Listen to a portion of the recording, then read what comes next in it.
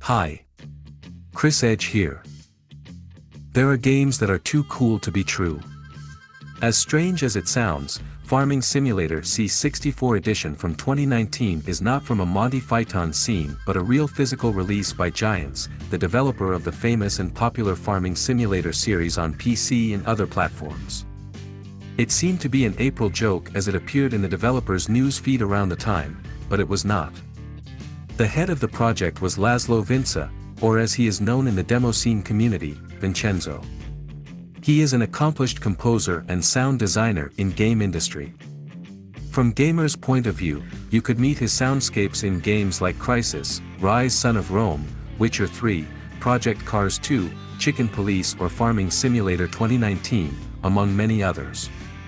As it came to be, he is an active Commodore 64 musician, so when he joined Giants, the developer of the actual Farming Simulator series, the idea of porting the game concept for Commodore 64 was born. As Vincenzo is a chiptune composer, I guess everything started with a pack of C64 tunes, but I may be completely wrong. For sure, this project needed an ample of smart organizing, as capable and active C64 graphicians and coders are few and far between.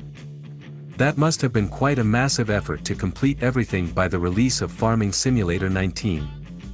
The Commodore 64 edition was released along with the Big Brother, so it is an official Giants release, distributed by Protovision, a contemporary Commodore 64 game label.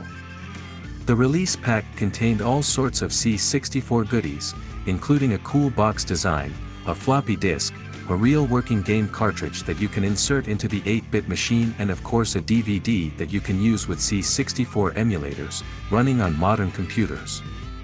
There was a Super Collector's Edition that included even a real Commodore 64.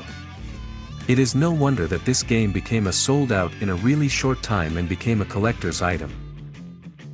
Commodore 64 has an active cracking scene, so probably you can still find some versions at CSDB, but I am not suggesting anything, as it is a review of the official box release. Support the creators by buying official games while they are available. That is the only thing I would suggest. I'm not sure what the opinion of NP, the host on this channel, would be about it, as he is an active member of the present Commodore 64 scene, but that is a different story. About the game itself, playing is quite self-explanatory, I think. You have 4 different machines for different tasks: seed, care, harvest, carry. If you run out of resources, game over. These pixel vehicles are based on real-life ones like John Deere or New Holland. That is all that you need to know about it, really. The rest is about the same basic game mechanics as Farming Simulator, just with no equipment variation, on a tiny landscape, all pixel graphics. It is a relaxing game. To be honest, not exactly my type of game, and that is true for Farming Simulator games in general, but the sole fact of its existence on an undying 8-bit platform is still way too cool. So much about this 40-years-old machine being dead. Ave Commodore 64. That's all about this game, in a nutshell. See you, somewhere, in time.